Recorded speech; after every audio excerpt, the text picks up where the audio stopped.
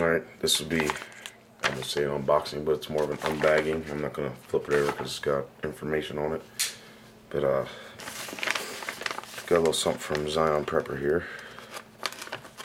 See how neat we can make this up.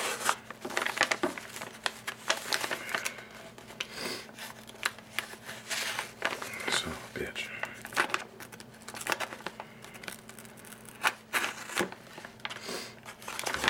This way.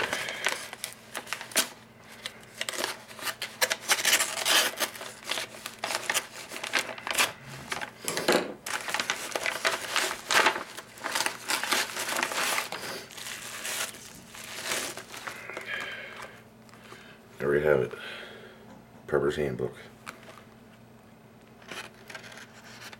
Alrighty, and we got a signature. Awesome. So I'm gonna have to get through and do some reading here. Oh, I got some illustrations. Oh man. Oh, there's a water bob. I don't see many people talk about them.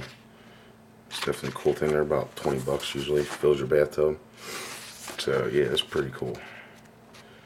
And some illustrations and stuff, but there it is, the Prepper's Handbook by Zion Prepper. There's back.